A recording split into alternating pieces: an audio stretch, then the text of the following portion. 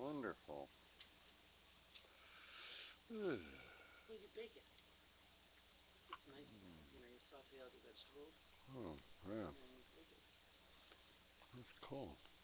Spanish. Potato. Hmm. Did you make coffee today? What? You want to give me coffee today? Coffee? Oh, there should be coffee there. You want some? Yeah, sure. You're going to probably have to warm it up. I don't know how warm it is. Mmm. This is better than the last one. Well, it's got potatoes in it. Mmm.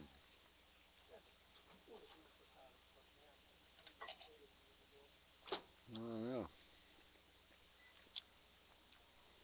Cool.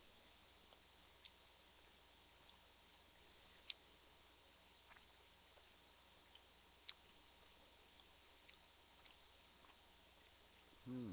This is a way of saying to the little guy working out there in the field, when he says, what is all this amount of? I never seem to be getting anywhere. When you kick the bucket, everything is there for you. If you don't get it in this life, you'll get it in the next. If you remain good, position that a culture can absorb would be directly proportionate to the amount of information people have. So in the future, with adequate supply of information, more than that which is given today, considerably more, you don't have, knock wood. Today's my lucky day. When your number is up, it's up. All that will disappear in the future. I look at this as everything he's doing is to be as being the utmost in spirituality. Instead of looking for a better world later, after you die, it's really building the type of things that all religious teachings talk about here on earth. We don't have to wait till we die for that. We can confront our problems today and not wait for the Messiah to come with a white robe and change things, or not wait till we all go to heaven at a certain time, or those believers that go to heaven at a certain time. We can deal with the problems today. For instance, in religion, they put things on the will of God. If there's an accident, it's the will of God, and it stops you from thinking. It stops you from being innovative. It stops you from thinking about, well, how do we redesign the transportation system so we don't have those problems anymore?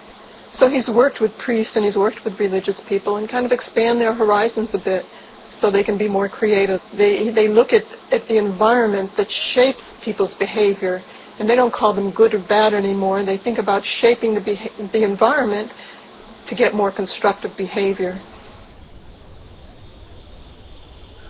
If you were to ask me to redesign the world and the way people live, first thing I would have to do is conduct a survey. Find out what we have, how much water do we have, how much people, how much arable land area. After I know that, then I can base the parameters of design on what we have. What you really need is an understanding of the Earth's resources by agronomists, geologists, geophysicists, people who study the Earth. They don't give you their opinion. They say there's more life in the Antarctic. That's not an opinion, that's a finding. So in the future, no more opinions. Do you have information in this area? No, I don't. Good. Here's where you might get it, or here's how you might go about finding out. Yeah. So I'm saying all people need clean air, clean water, arable land, and a good relationship, a language. So I'm not superimposing Fresco's concepts. I'm using the earth as the measure. In other words, we have to live in accordance with the carrying capacity of the earth. Does that make sense? Yes, sir, it does. I keep wondering about how drastic a social change this is and how totally different our world would be. And, yeah, how do you get people to accept it? Yeah. Okay, here's how we do it. Eventually, all decision-making will be transferred to machines. First, people say, well, I don't know that I'd like machines making decisions. First of all, that's what a scale does. When you go to a butcher shop, the butcher says the chicken weighs 6 pounds. Since you're buying it, that doesn't look like 6 pounds to me. So you grab it, I think it weighs about 4, because you're tense, so it seems to weigh less. Then the scale came in, and we assigned decision-making to the scale. Is that right? Yes, sir. So do pilots. When they fly, I think of a mile and a half high. They look at an instrument and it tells them they're 4,203 feet off the ground. So that is decision made by a machine, because the decision making by machine is far more accurate. Now the question normal people ask is, yes, but can machine be smarter than the designer?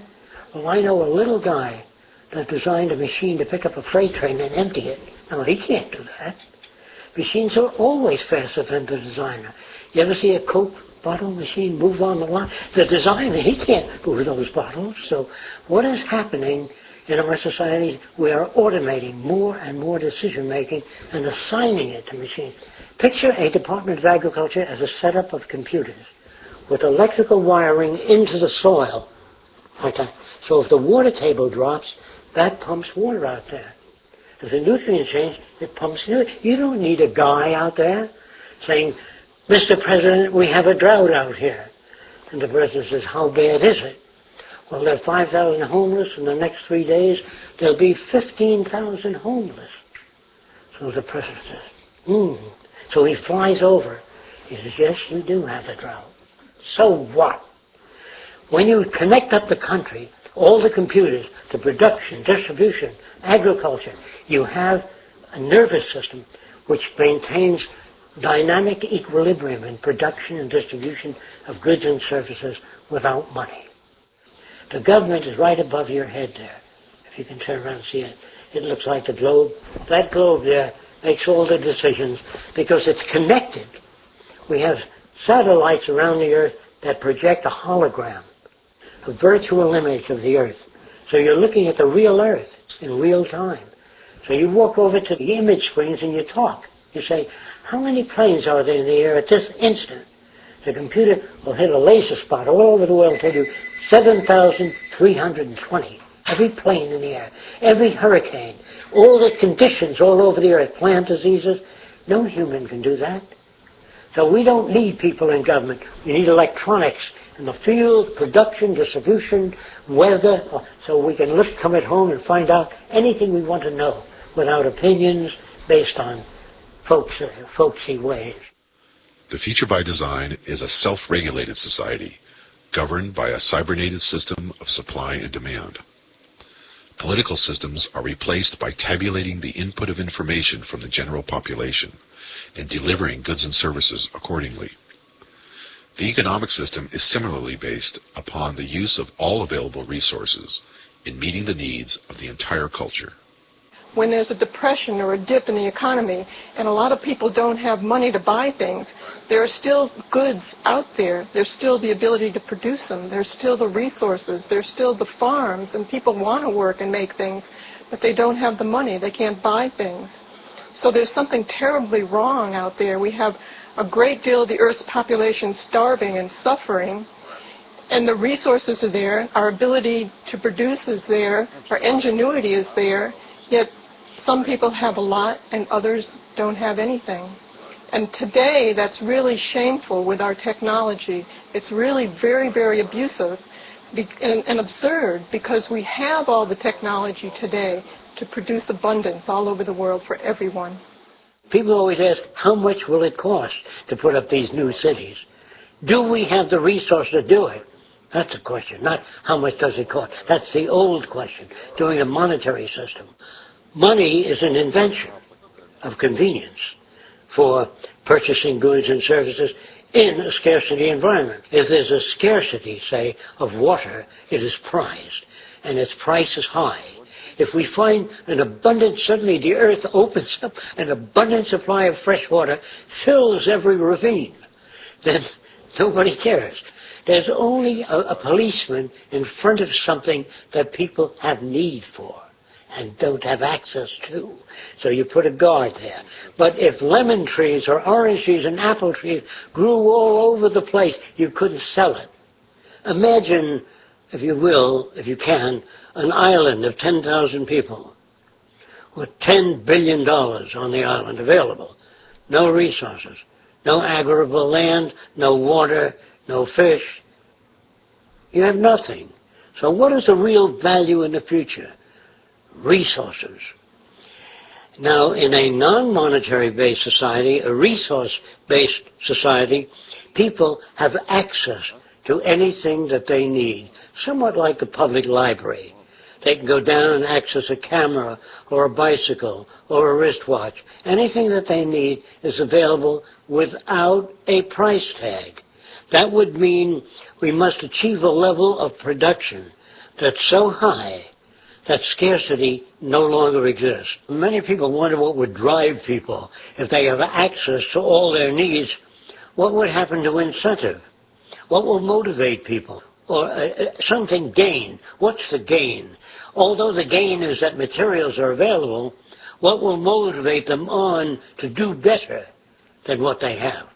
Need. We will always lack. And the fact that we will always lack, meaning that we cannot achieve perfection, we cannot achieve truly dynamic equilibrium, we will always be in some form of disequilibrium.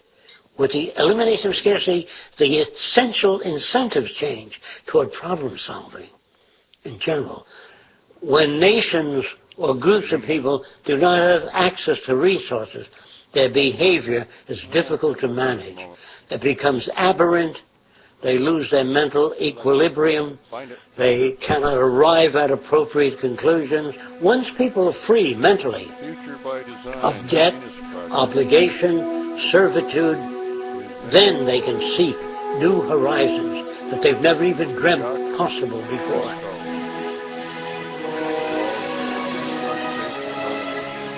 The core mechanism of democratic process in the future by design is the use of public exhibition halls.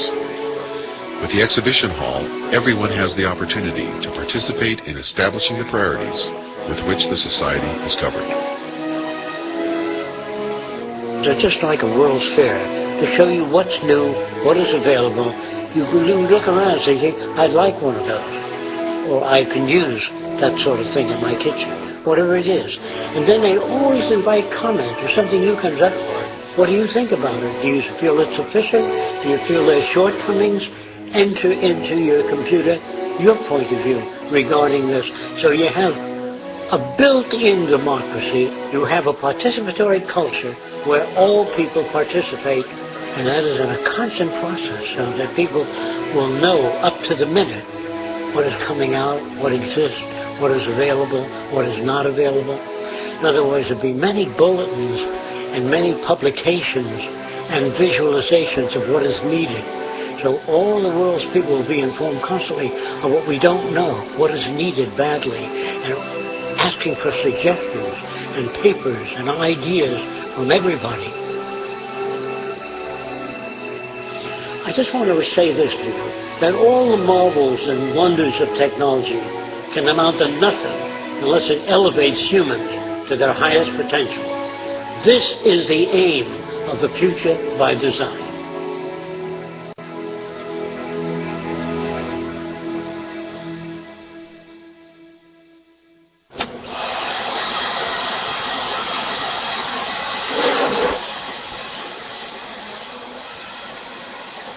Jack continues to invent every day, to write, to work. He has a zest for life that keeps him going and keeps him working. And he's interested in things. He's interested in what happens out there and how this will play out and how it'll turn out, while very much wanting to introduce this direction to the world. So that's his prime focus. And he does that in every way he can by actually showing. It's not enough to just tell what the future will be like, but to show what people are missing. He keeps coming up with new ideas, new inventions, new designs, improves what he has, represents them better, makes more models, makes more videos. He's relentless at trying to get these ideas out. I think he fears where society is now. It's not acceptable to him. But instead of just complaining, he wants to propose an alternative. When people say, are you trying to build a perfect society? I have no notions of a perfect society. I don't know what that means. I know we can do much better than what we've got. I'm no utopian. I'm not a humanist who would like to see everybody living in warmth and harmony. I know that if we don't live that way, we'll kill each other and destroy the earth. We're a crude form of life right now. in the evolutionary stages. Our civilization, really, we're not even civilized yet.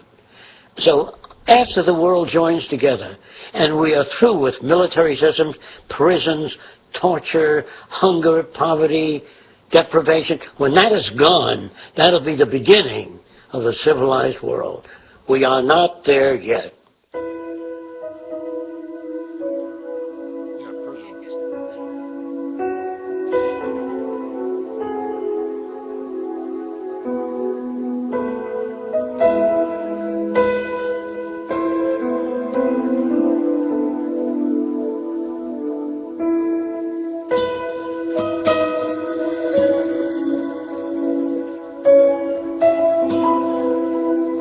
Doubling, trying to double over the.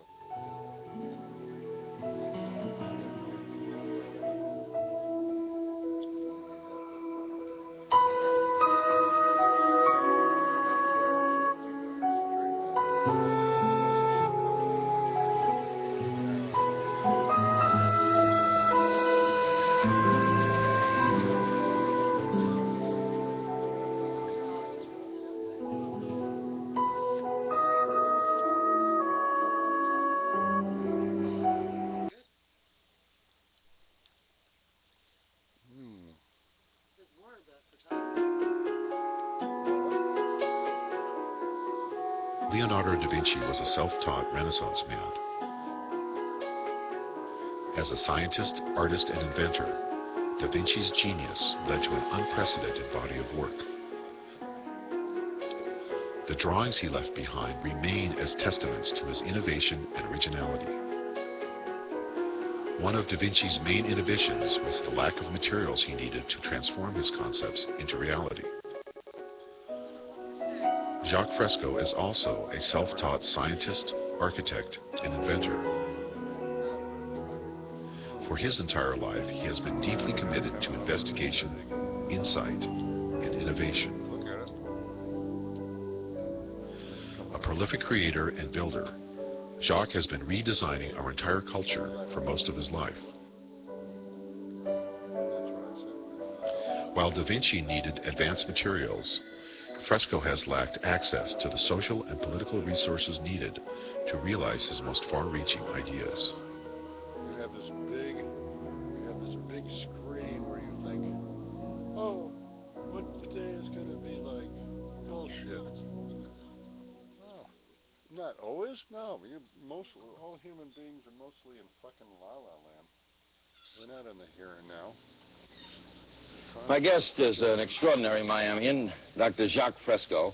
I could go through all the things that Dr. Fresco has done. He's a social engineer, industrial engineer, designer, inventor, was a consultant for Rotorcraft Helicopter, director of Scientific Research Laboratories, Los Angeles, designed and copyrighted various items ranging from drafting instruments to X-ray units.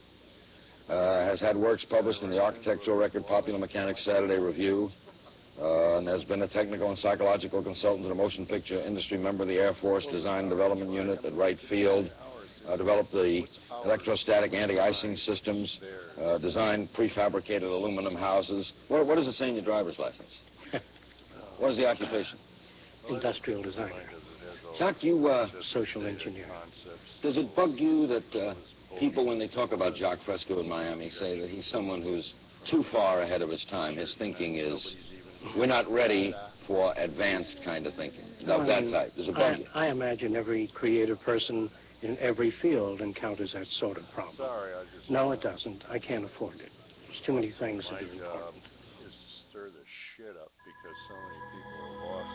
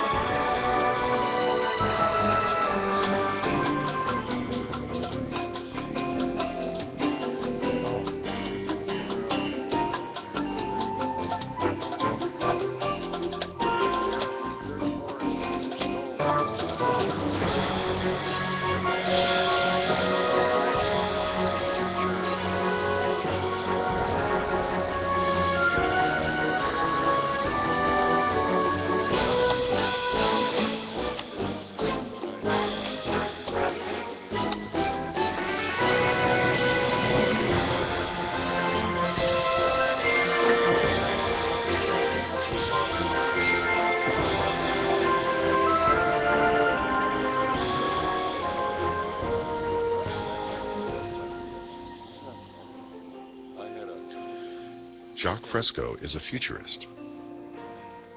A futurist is someone for whom all thoughts and actions are based upon what tomorrow could be.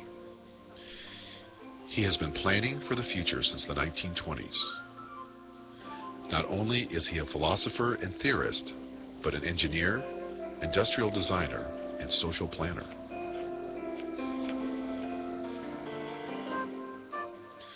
As a multidisciplinarian, he has studied everything from theology to behaviorism, and from biology to the material sciences. Jacques Fresco doesn't want to just talk about what today will be like tomorrow. He has a plan to build an entire new world from the ground up.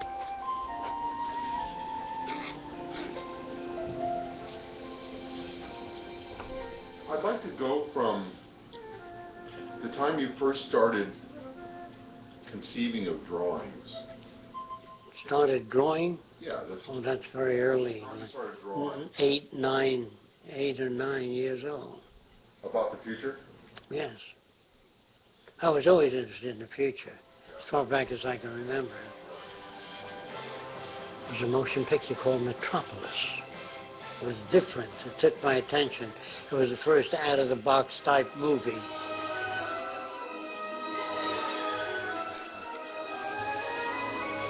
It depicted the future as a regimented system, which was totally unacceptable. But the architecture was interesting, and the robotics in that film were interesting.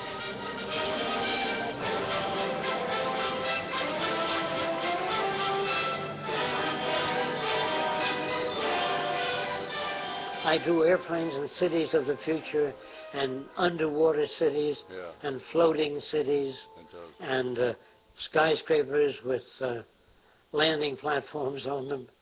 I drew my idea of what a post office ought to be. Since the airport was so far from the post office, they had a truck deliver that.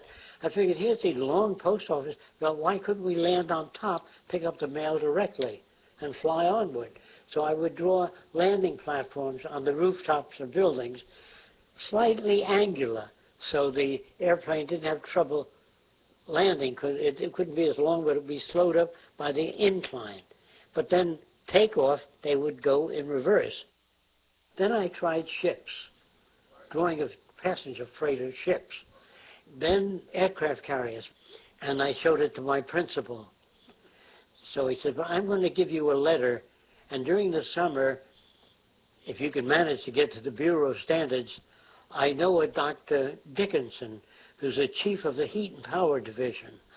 And so I went to the Bureau of Standards. Dr. Dickinson looked at my drawings, and he said, have you ever heard of Bucky Fuller? I said, no. I think I must have been 14 or 14 and a half, somewhere around there. So they said, would you like to meet him? I said, yeah, sure. What is he? He's an inventor, like you. He thinks up a lot of new things. Buckminster Fuller was one of the 20th century's most renowned futurists. Known primarily as the inventor of the geodesic dome, Fuller was a proponent of using technology with a humanistic approach. Dr. Dickinson took me out there to see Fuller, and there was Bucky Fuller. He was seated there with his car called the Dymaxion. I talked to him about social things. I said, what about changing society to some other form whereby all people can benefit from the works of industry? He said, what do you mean? I said, well, if all, instead of working people going out on strike, give them a piece of the action. And so if business improved, they all got automatic pay. If it went down, they got less pay. So he sat back and he said, what are you, some kind of social planner? Is that what you want to be? I said, I don't know what the name is, but I think that would work. It would give people more incentive. He says, let me tell you something. It's tough enough just getting a new automobile out there. If you're trying to change society, this is years before he even lectured on things.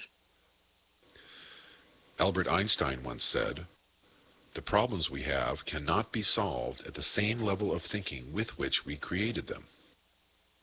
Did you meet Einstein, Albert Einstein? Yes. Where did you get the idea to meet Albert Einstein?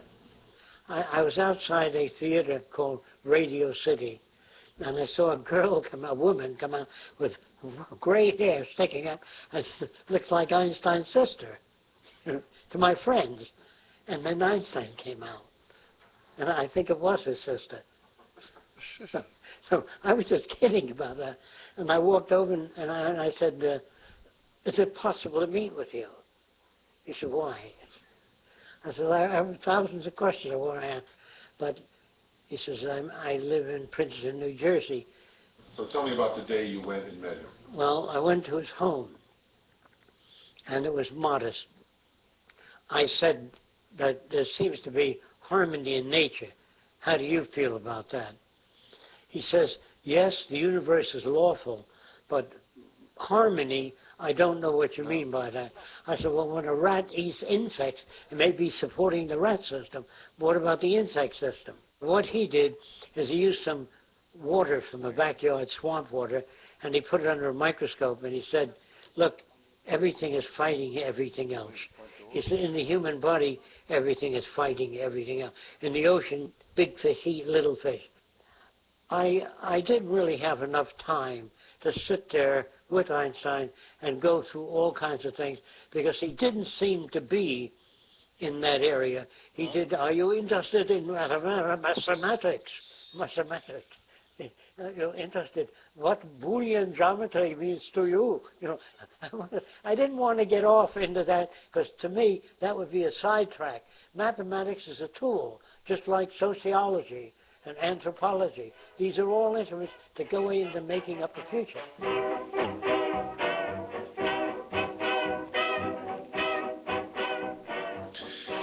When the stock market crashed in 1929, Jacques was only 13 years old.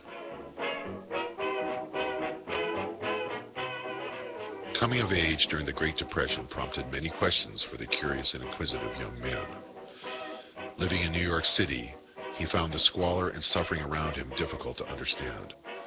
The confusion, contradictions, and struggles he saw left a significant impact on his character.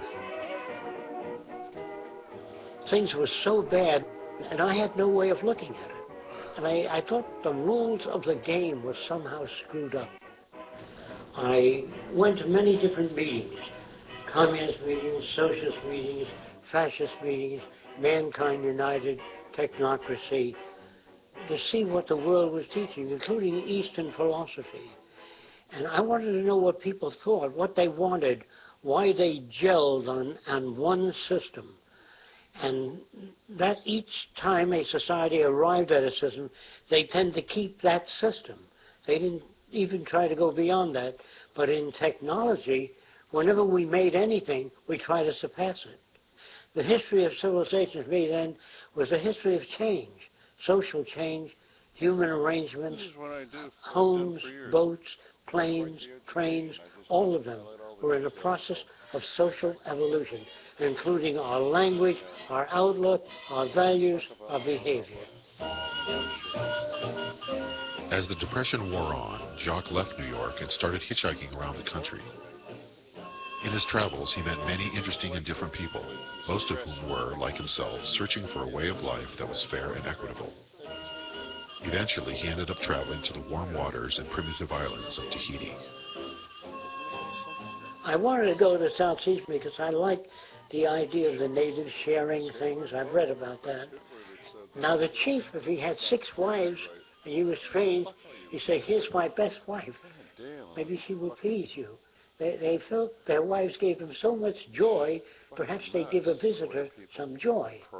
You know, their thinking about it was different, and that upset, it caused me to ponder, hey, that's not the way I saw things. Was that the way I saw things? Was that the way I was indoctrinated? That's when I began to ask those questions. So how do you know that anything you like makes sense, Doc? What about your own values? Think about them. Maybe they are senseless. Concerned that Tahiti would be invaded, Jacques returned to the U.S. and joined the Army Air Corps. When the war was over, thousands of factories stood idle, their manufacturing capacity no longer needed for wartime production. Capitalizing on the tremendous capacity available for aluminum fabrication, Jacques designed and built a house made entirely from aluminum extrusions. The result was an innovative and extremely efficient use of time and materials. The windows, for example, were put in and then extrusion snapped it and with a seal. And so it was very rapid. It took something like 12 minutes to put all the windows in. 8 hours to put up the building. 1948, it was unveiled at Warner Brothers, and there were lines all around the studio. Thousands of people come to see it, and airplanes, smoke ridden in through the sky, visit the Trend home at Warner Brothers Studios. It was publicized in newspapers. I think the architectural record as one of the first mass-produced type homes. Jacques appreciated the challenges of innovative problem solving. As he honed his skills, he became a competent inventor. He always had a research lab and was constantly inventing new products. While much of his time was spent pursuing his own interests, he was also hired by entrepreneurs to design and fabricate specific inventions, working in a very broad array of technologies. He invented everything from medical and dental devices to 3D motion picture projection systems. A guy named Jack Morse was a film producer at the time. I met him at Warner Brothers Studios. He came to see the Trend home, and he was awed by everything fitting together so sensibly. And he said, "How do you guys think of these things?" You know. So I began to describe how I thought about things. Then he found me interesting, and he said, "Hey, come on out to the house." And he had a big estate, you know. And he said, do you think you can make a movie projector that projects 3D images without glasses? So I said, yes. He said, how do you know you can do it? You've never done it. I said, that's right. But if it's a physical phenomenon, I think I can work it out. How are you going to do it? I said, I don't know yet. And what I did is I had many different applications, which I'd rather not describe in detail, but I got 3D imaging different ways. And the simplest way was projecting the right and left eye image from behind the screen at the right eye and left eye. Now then, if you moved off to the side, you lost your image. And so Jack wanted Technicolor to go the rest of the way. So he got them to come out and look at it. And he said, how do you do that? It's very interesting. I said, we're not at liberty to disclose that unless you're back to the next stage. So they said, well, how do you maintain visual isolation? I said, I still can't discuss that with you. So they looked at it. It was super clear, no lines. They said, well, that's the best I've seen up to now, but it fades to 30 degrees. I said, yes, it does. And at a distance, it fades, too, as you move back. So they said, well, can you do anything about that? I said, yes. That's why you're here, to take it to the next stage. So they said, look, Jack, you get rid of the fade, and you get rid of the distance problem, then call us. So that died, like the Trend home died. Then I read in the books on invention how Alexander Graham Bell had to make a telephone before they backed it. The Xerox had to be made completely. Edison had to make the electric lamp. Nobody backed him on the way up until after he was known. What are these for? What were these all about? These are... Oh, gee. These are various... Well, these are surgical instruments. Yes, various types. Those are only some of them. You know what a retractor is? It holds the skin open while you're operating. These are various types of retractors. Then you would have to question your motives for... The purpose of that was to rotate the bone so it's in line before you put the prosthesis in. It rotates the femur, the upper region of the femur. Those are tweezers with holes in them. If you look at the holes in the front of the tweezer, to put the sutures through, to guide you through the muscle. So you put it over the muscle, and the holes are right through the middle of the muscle. You didn't have to eyeball it. Okay, good. So these are things that you designed A long time ago. under contract. Oh, yeah. Contracted to design these things. I did thousands of different things. But this doctor took the patents out in his name. But that's all right. As long as it was out there. I didn't know what I wanted to be. Since I looked at all things and tried to change all things, wheelchairs, everything, make them better, I found it easy to invent. But then inventions cost money, and I didn't have money for patents. So I used to make thousands of different inventions and just file them away because I had no money. I used to spend my savings, whatever I earned, on what equipment that I needed. And if I was working on an artificial leg and I was $200 behind, I would take my last $200 and work on that, And I'd solve that problem, but then the rent would be due and the electric bills, and I couldn't pay them. So the auctioneers would be sent in to auction off everything in my lab. So I had to sit back. I couldn't adjust to say, well, I got to set up $25 for rent, $200 for this, for a machine. I couldn't do that because I was very near the answers. And the type of problems I worked on were outside of the frame of reference of most science. In the fluorescent tube, you have high voltage moving along, you have a transformer that generates it, and you put a phosphor material that glows. But the tube is round, and the phosphor on that back side does nothing. There's only a phosphor on the front side. So I wanted to extrude the tube so it's elliptical. So you have more light surface in an elliptical tube. Then I wanted to mirror back the back of the tube. Instead of putting a big reflector outside there, put the mirror inside the tube. So I didn't have the money to make that tube. Then I said, what the hell are you making a tube for? Why don't you work on a flat sheet of glass that phosphors, that glows? So make glass that's electrically conductive. Well, how do you make non-conductive electrically conductive? By putting metallic particles in the glass and phosphors. What would happen? The electric current would flow through the gas, animate the phosphors. So you had a flat sheet. You don't want a lamp. A lamp is only giving light on one side.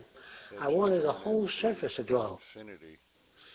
Over time, Jacques' ideas about the future became more well-organized and focused.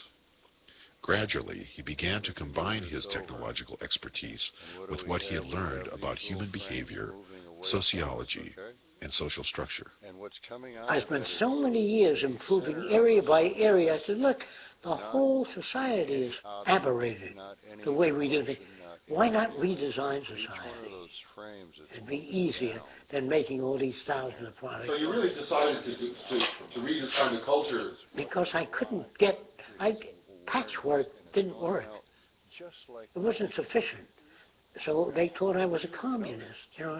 After all, if I want to redesign society, what else? What is socio-cyberneering? Socio-cyberneering is a new organization, and it represents the application of the most sophisticated forms of science and technology toward problem solving so that we can reclaim the environment which we loused up over the years and to build a way of life worthy of man, to humanize society, to break away from the artificiality, the regimentation that dominates our society today. Our society seems torn apart and pulled in many directions.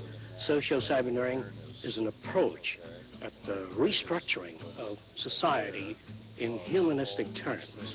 Humanistic terms, yes. The mission of socio-cyberneering was to build a residential research center, developing and demonstrating new technologies and innovative social concepts within a community setting. On a barren scrap of land in central Florida, Jacques and a few friends began to build what is now known as the Venus Project, named after the tiny nearby village of Venus, Florida. Occupying some 25 acres, 10 buildings have been constructed. Each utilizes both design, construction, and lifestyle concepts integral to developing a working model of harmony and high productivity, integrating both nature and advanced technology. Jacques' objective of conducting a complete reassessment and redesign of our entire culture remains the central focus of his work. With the Venus Project, he has created an environment conducive to creativity and innovation. It's just like you died. Because the mind can't go there. When people come here, they're amazed to hear that this was just a flat tomato patch. We've dug out streams and ponds and planted hundreds of palm trees and trees. And we built this land to show what the outskirts of the city would be like. We have many buildings here, but you can't see one building when you're in another. We really wanted to show how high-tech and nature could coexist within this environment. Jacques and Roxanne have been living on the property and building the Venus Project since the late 1970s. The entire time has been a constant process of developing and implementing new ideas. Jacques begins with a drawing, then produces a scale model, and then videotapes his models in order to demonstrate his concepts for the future.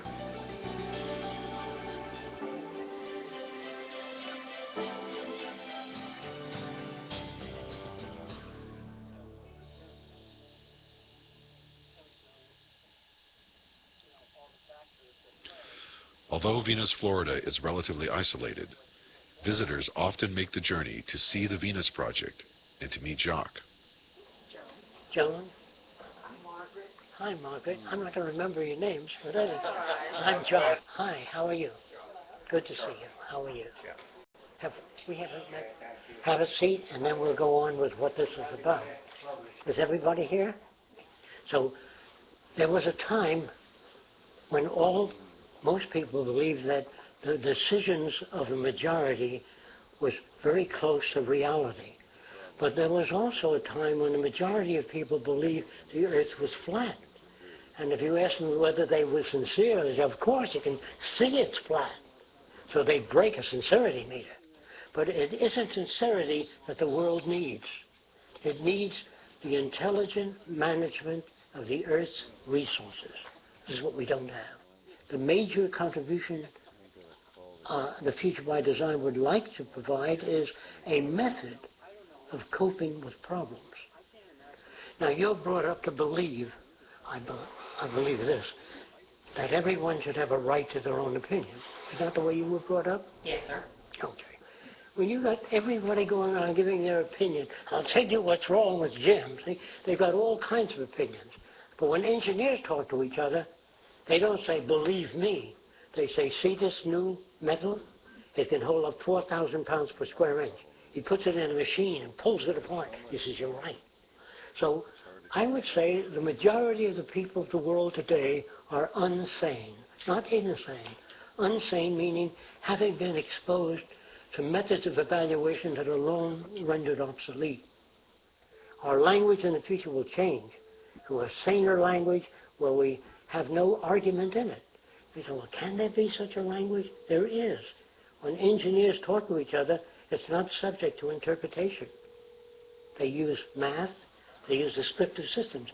If I interpreted what another engineer said in the way I think he meant it, you couldn't build bridges. You couldn't build dams. You couldn't build power transmission lines. The language has to have meaning. That's why when a doctor writes a prescription, if he prints it, it's the same all over the world. So the world I'm talking about is different.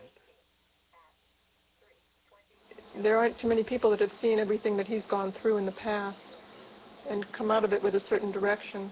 And the interesting thing is, too, that he's not a philosopher that talks about how the world should be, his point of view.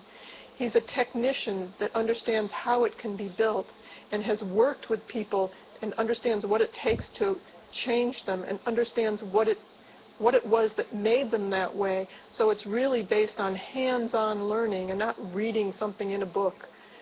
He went through the experiences himself and came out with the conclusions he did because it was based on actually learning experience and experiments. When an engineer has an idea, he talks to the computer about his idea. While they're talking about it, the integrated computerized system will take the elements that they're speaking about, convert the language into imagery, and the image will turn and be exposed to all of the people watching that exhibit and presentation.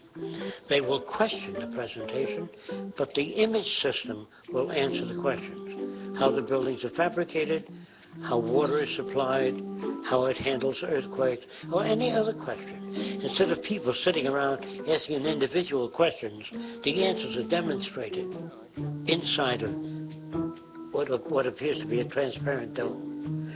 So ideas are not just verbal, because when you talk verbally, it does not deliver enough information to people.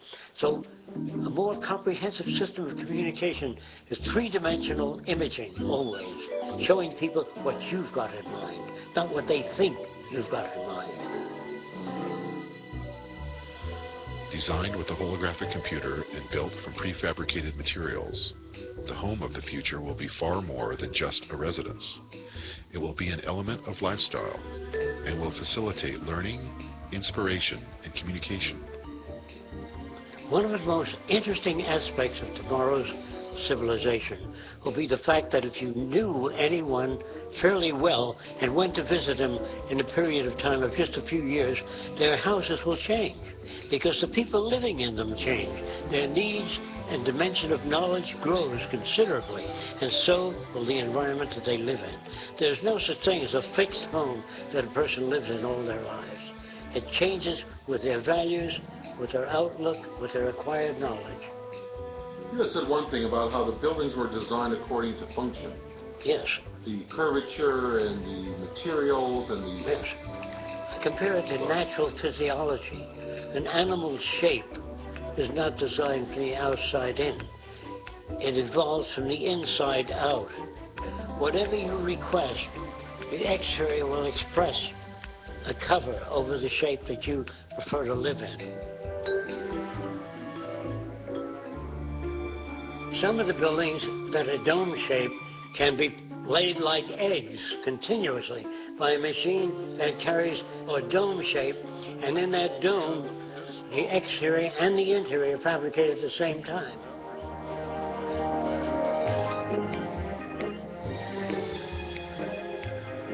Not everyone will choose to live in a dome. They will choose to live in whatever architectural shape would meet their needs. The reason why we suggest a dome is it uses the minimum amount of materials and covers the maximum areas and offers maximum strength. So the dome shape is included in almost all of nature. Your brain is in a dome. The cranial case is in a dome. So if a person says, yeah, I don't think I'd want to live in a dome, you've been living in a dome most of your life. The interior building will have no source of light. You won't be able to see a lamp or a source of light. All the walls would have even illumination. You can also specify the color of the illumination, either the entire inner surface or local areas of different color, if this is your request. This would be the simplest type of bathroom: shower, sink, toilet bowl molded into one system. Actually, there's no hardware on here, but there's a slot, and the water comes out as a ribbon, and that'll cut the soap off the hand and use about 1/6 the amount of water.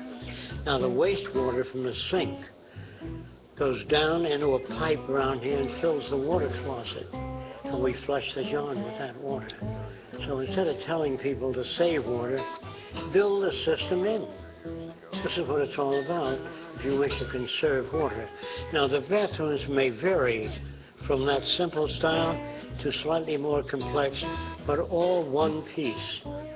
There may be as many as 50 variations on a bathroom. You pick what you want, and then it's installed. When you leave the building, the entire building is clean. We also have a slight increase in air pressure in the building, so no dust comes in your house from the outside. If there's any contaminants in the air, it increases the electrostatic charge, which removes contaminants. It would be a smart house, because the house has its own nervous system. This is what I'm saying. In the future, houses will have many sensory devices to detect fire, toxic materials, anything that may threaten the life of a human being. Now, if you walked into the house of the future, you might say, "Can I use your phone?" So what's a phone? You just say, "I'd like to talk to Sam in Arabia." What part of Arabia? You just announce what you want, and the sound will be focused. At some point, it's getting right at your ear, so you can hear Sam in Arabia. Some people get a start. Remember the other day when In southern Florida, millions of dollars in buildings were destroyed by the big hurricane there, and they put up buildings that looked just about the same. Now, if you don't want hurricane damage, an inverted cone, it's almost impossible for a whirlwind to pick up an inverted cone. So we would have these shelters built in the West Indies or wherever hurricanes occur. And inside would be pull-down bedding, food storage, and emergency water. So this is the kind of form that no vortex or wind can pick up. Try to pick this up with greasy fingers.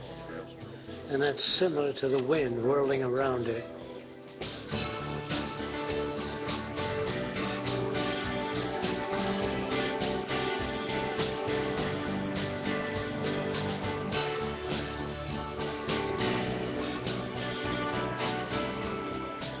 For apartment buildings and other large structures, Jacques has devised a cybernated construction system.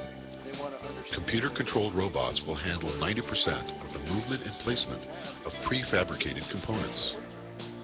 Special advanced materials are to be developed, eliminating waste and minimizing the need for manual labor.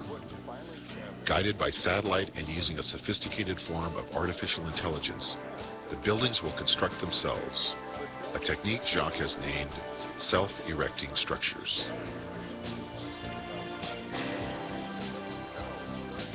This represents a relatively complex aluminum extrusion. If you were to take a toothpaste tube and cut the letter T in the opening and squeeze the toothpaste, it would come out like a letter T. And this is how extrusions are made. However, in the future, it may be possible to extrude complete apartment houses, apartment building units or modules. This extruder can be faced with different dies to mold different shapes. Almost an infinite variety of shapes can be extruded. So it would be the apartment of your preference that's extruded. So any shape or almost any extruded shape can be designed to fit many different architectural arrangements. This is a transitional type structure which utilizes cranes to lift the components of the building. Eventually, the building itself will be part of the self-erecting structure.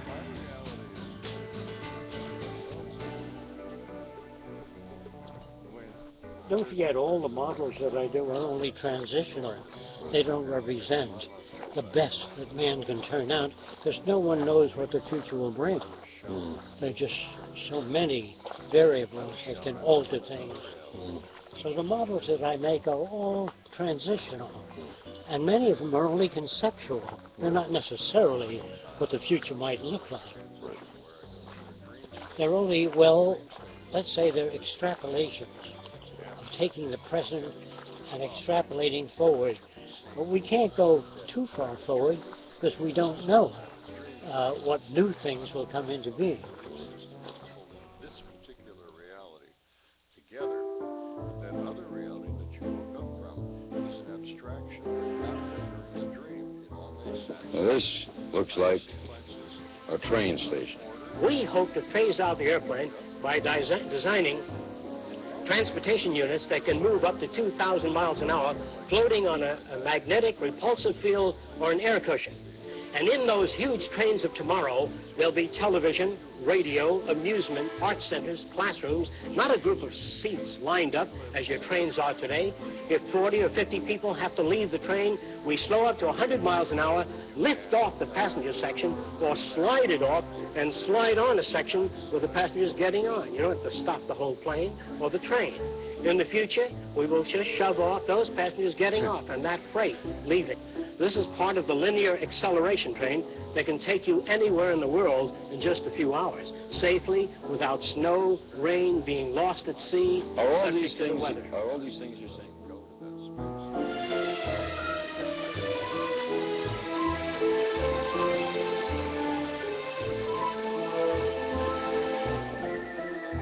A monorail is one of the methods of transportation. Some of them can be suspended by magnetic levitation. Others can use wheels and ride the rails.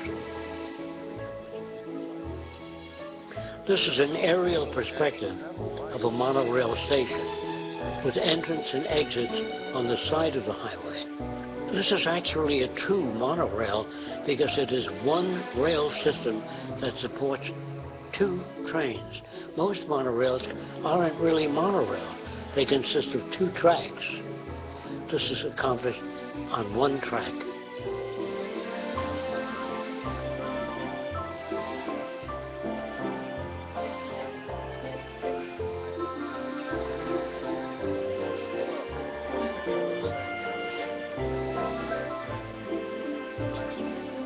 The vehicles of the future will be highly aerodynamic in shape. Their shape will permit the minimum amount of skin resistance, giving you the maximum distance for minimum fuel consumption. The front end of the car will be equipped with radar or sonar or other sensory devices that can detect the distance you are from other vehicles and maintain that separation automatically. In other words, on a highway or anywhere where two cars might hit each other, the electronic sensors would sense the distance automatically and keep the cars from sideswiping or making contact at all.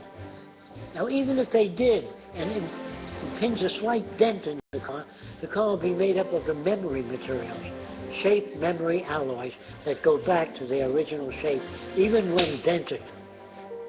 I'm going to take this metal called nitinol. This wire or spring is wound around a mandrel and heated to a specific temperature and held until it cools. Then when you pull it out beyond its elastic limit, so it's not about to return to the spring shape, and then deform it in many different ways. Then if it's heated, I'll put it on this form so it won't drift away. And I'm going to heat that metal. You can watch it return to its original shape. It's called shape memory alloys. It could be done in plastics, metals, or any other materials in the future. Watch how it returns.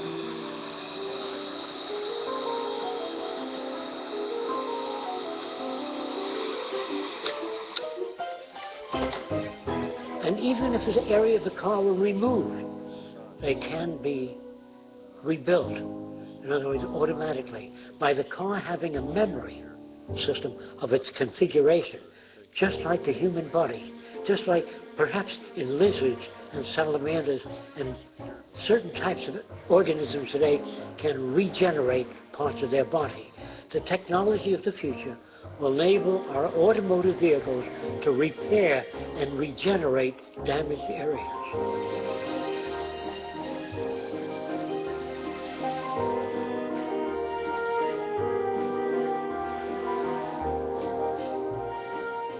This is a transport unit or air suspended unit. It will travel 5 or 4 feet above the ground and not requiring highways or bridges. You can turn around by electrodynamic means, discharging air on the right or left side, not by tunneled air paths, but just by attracting air or repelling air.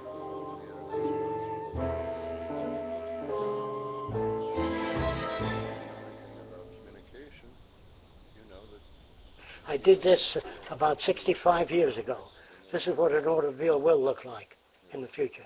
It'll have sensors on it. So if I got mad at you, and when I get within a certain, the brakes go on. If I'm backing up and there's a child crossing, the car stops. No one drowns in a swimming pool because the net comes up when you're not home. Is that clear? If somebody falls in the pool and you're busy cooking, the child sinks and what it comes up right away. What do you want? What kind of world do you want? Okay. So what you see here is just glimpses of the future. So we'll go around and look the place over so you get a better idea. Now that area over there, across the water, we will build a very large dome, like a center for dialogue. We'll invite different people out here. That's what I explain this stuff to you. I hope you really hold on to it.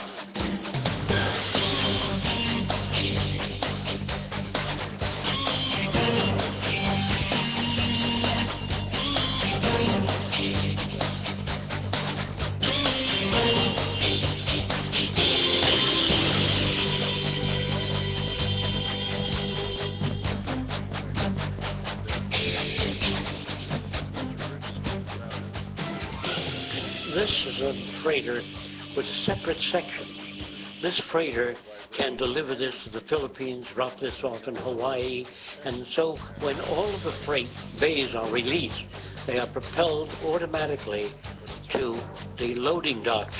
And then the forward portion of the ship and the rear portion, which is the propulsion unit, are joined together. So you always travel at a balanced load. You never travel with an empty hull back. So using energy that way conserves millions of gallons of fuel if you use fuel in the conventional sense. This is a possible propulsion method. In this instance, water is drawn toward the surface of the ship electrodynamically, and in turn, the ship's reaction is forward, away from the pressure toward the rear. It's like holding a peach pit and squeezing it, and it moves forward.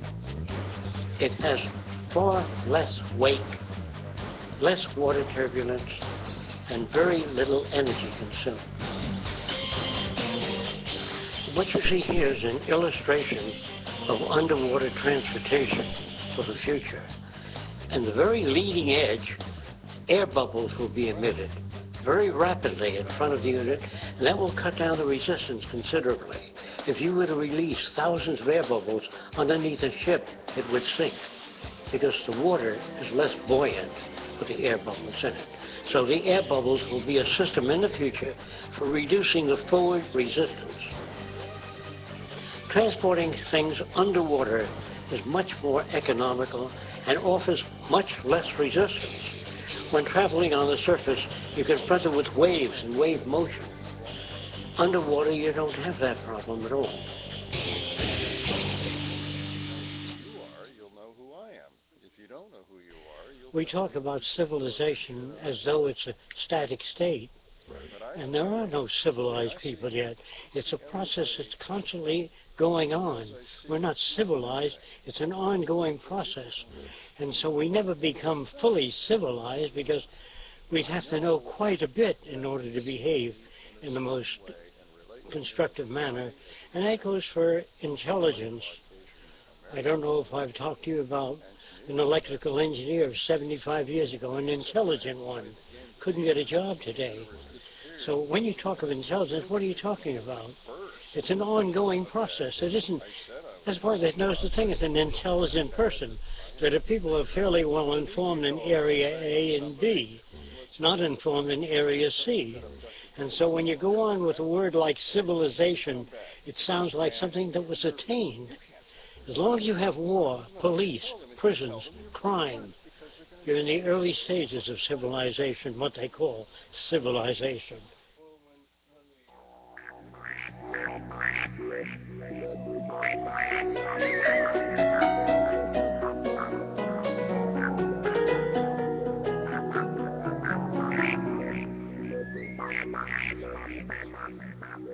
This type of helicopter or aircraft would have its propulsion unit at the tip of the blades. They'd be relatively small, high thrust. The center of the disc, or the passenger compartment, would remain stationary while the blades spun around. In the event of engine failure, the blades can automatically gyrate and bring the craft down, not only vertically, but can travel forward by tilting.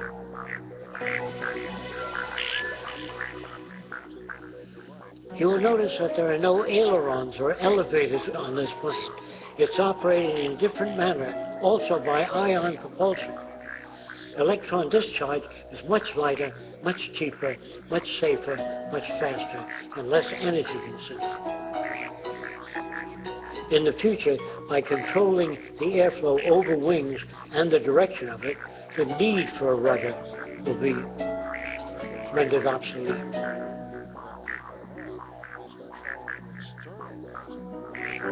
For individual transportation or small groups, you have the vertical landing and takeoff VTOL aircraft of the future.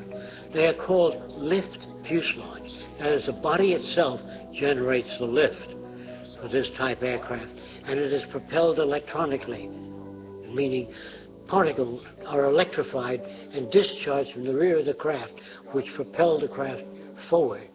And for hovering, we then eject the same propellant downward and generate a ring vortex, a whirling vortex beneath the craft. And the control of that vortex determines the speed downward.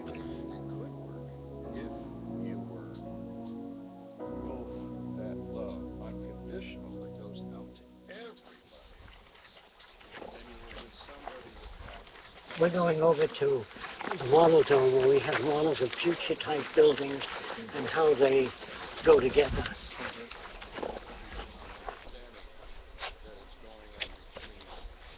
Here you have the city system.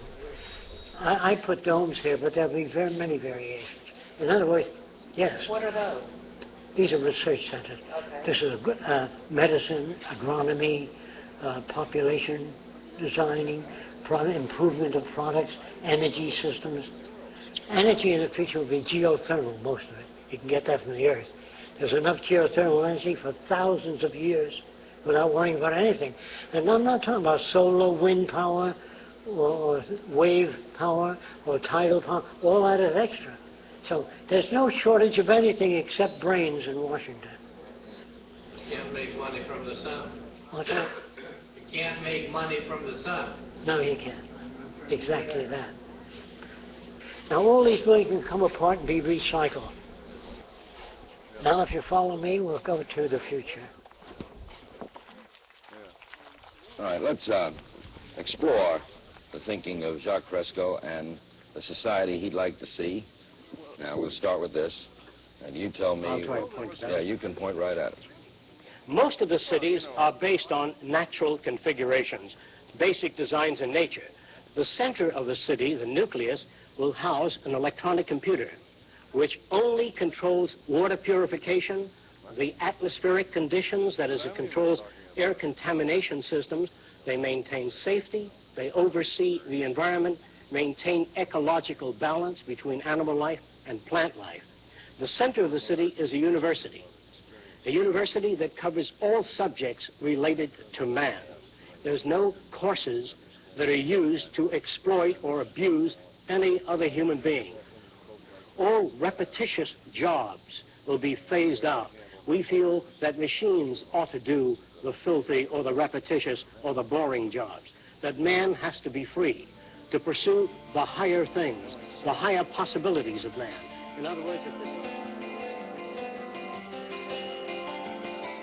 So you came up with this idea for a round city. A round city, a round governmental branch. And then extending out of it would be the Department of Agriculture, Education, Oceanography, the disciplines. The circular scheme or plan brings each district closer to the central dome, which contains the medical, food, shopping, everything else that people need. The circular arrangement makes it easier to operate using far less energy than any other system. And if you start at one end of the city and go through the city, you always return to the same place. Whereas in a linear city, you go to one end, you have to backtrack to get to the same point. So the circular scheme is by far the most efficient. And when cities are contracted in the future, they will be contracted as a whole, as an entire system. In that way, all of the parts and components would be delivered in stages. Like sequence 1 will be the underground, the heating system, the electric generators, the piping systems, the recycling systems. Then after that, the next layer, which would serve as the first layer that contains the architecture, the foundations for all the buildings, and after that, the erection of structures up from the foundations, starting with the central portion of the city, working its way out to the different radial sectors, and then out to the final housing sectors, and then to the agricultural belt, and then to the recreation areas. The cities themselves are prefabricated. Most of the elements that comprise the structures of the cities are interchangeable, interlocking. They are designed so they can be disassembled just as they were assembled. So the new cities will be updated continuously. As the waters are piped into the cities, they are checked. And to whatever extent contamination exists, the water processing plants evaporate the water, recondense it, and cleanse it. In other words, all waters piped into the city will be monitored constantly, not by a monitoring system, but several monitoring systems. The same is true of the air above and around the city. It's constantly monitored. All of the rooftops are photovoltaic. All of the outer skin of the building converts solar radiation into electrical energy. As we move beyond the third sector, we come to tennis courts, parks. Beyond that is the residential district, which consists of lakes, waterfalls, all kinds of beautiful plants throughout the area. And each house is concealed by plants so you can't see another building. Some people prefer, as in the next sector, to live in apartment houses. The apartments have drama groups, recreation swimming pools, discussion groups, and so many other facilities. The disadvantage of living in a private home is you would have to go to the various places to access the same things. Instead of motor vehicles in the city, all transportation is carried on by circular conveyors that we call transveyors. They move radially, circumferentially, and vertically. They serve the function of elevators, buses, conveyors. But if you wish to go to another city, you can take an elevator down beneath the central dome, which has maglev trains, etc., that will transport you to the center of any other city or any other region. There will be no waste product, just as in nature there are no waste products. All materials that we would formerly call waste would be recycled and converted into new products. And that when the city hits a certain number of people, we stop the development and let everything go back to nature between this and the next city.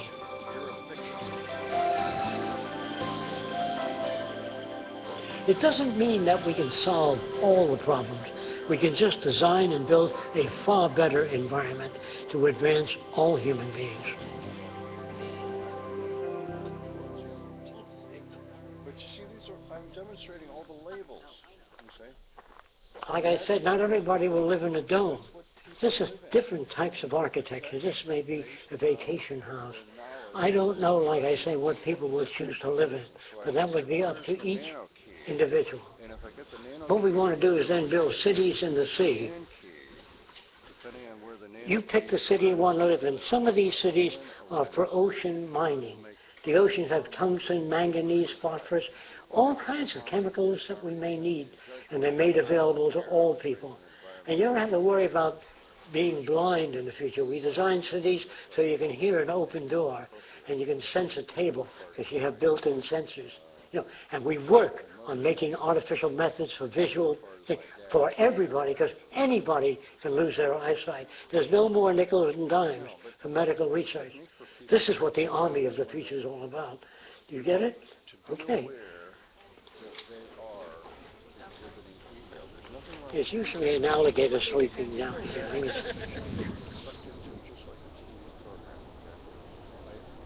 hope I've demonstrated enough times so that you realize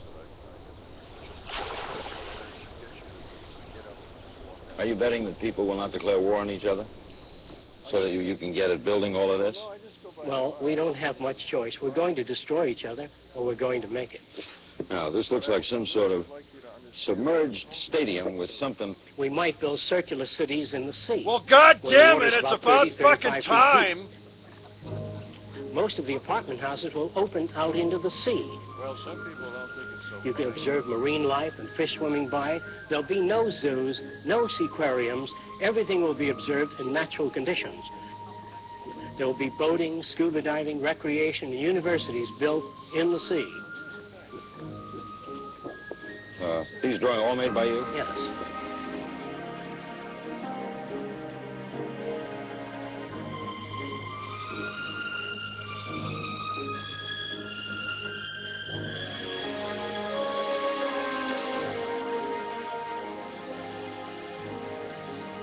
This represents a blueprint of the basic structure of the city in the sea.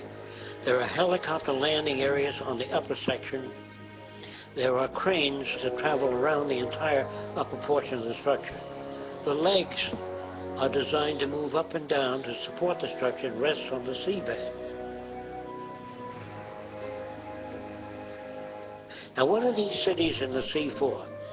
Some of them represent hospitals that can be towed off the coast of Africa or India. Instead of sending building materials out there and building a hospital, then shipping the equipment out there, it's much easier to build a floating hospital, tow it off the coast of Africa, use it, and by the time the new hospitals are assembled there, you can then move this to another region, float it to another region. Most of the cities will be constructed in dry docks by automated systems. After it's complete, the floodlocks are open and it fills with water. And there are units that look like tugboats that deliver the cities to their site where they'll be located. Some will house as many as 1 million people, a series of cities in close proximity joined together by transport systems. That is, tunnels either under the water or above the water bridges.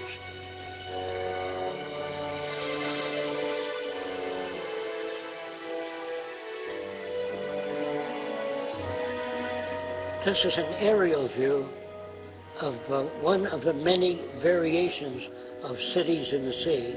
The towers are used for residential occupation. The docks surrounding the cities are used for marine exploration and redevelopment. In other words, to restore the reefs, the damaged reefs. The unit in the center is used for hydroponic gardens, growing of food without soil.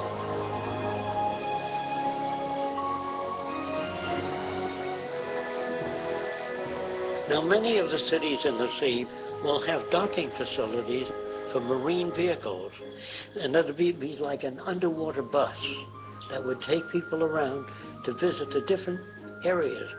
You'll be able to get a very good picture of the ocean and how we harness it and use it and preserve it and protect it so that future generations might enjoy the oceans also.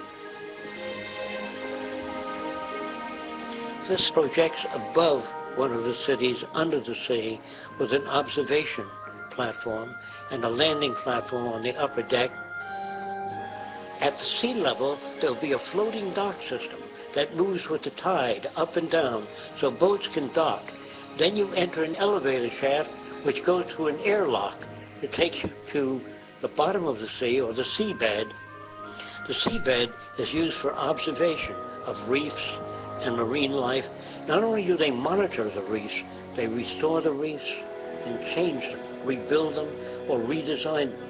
Someday we'll be able to control the shape, configuration of reefs so they can support more marine life.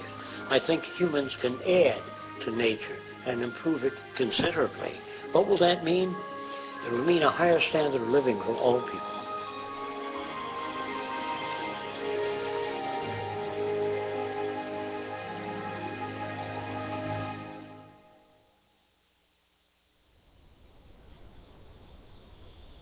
When he draws these buildings and designs, he thinks about how they go together, how they're manufactured.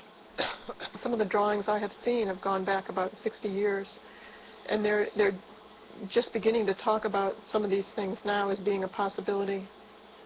You know, in the past, people would say, you'd never be able to get to the moon, not in 1,000 years. And they'd look up the next day, and they're going to the moon. You know, when I first met Jacques 25 years ago, and he would talk to some people about certain inventions, they'd say, you won't see that, not in 1,000 years.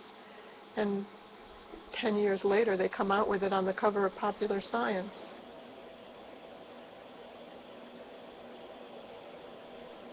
The whole basis of the technology is to maintain a high standard of living. Technology is not worth anything unless it improves people's lives. Today, people are afraid of science and technology because it's so abusive today in so many ways. But it's not science and it's not the technology we should be wary of. It's the abuse and the misuse of science. You can take a rocket and you can shoot it into outer space and explore outer space, or you can take it and use it as a bomb and destroy another country. It's really the inanimate object really is in our hands and what we do with it. Science is really the ability to predict the next most probable. That's what the real meaning of science is. Gaining the ability to predict the next most probable. When we talk about science, we're talking about a method of looking at a situation, a method of evaluation that differs from the opinionated system. If you ask me, I'll tell you. The scientific method has no special connection to truth. It really has a better way of looking at things than the earlier systems, which everything was attributed to gods or demons.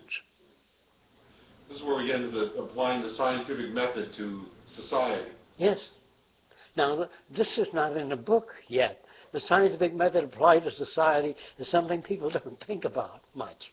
But if you want to know where the answers may lie, it is in the application of the methods of science with human concern and environmental concern.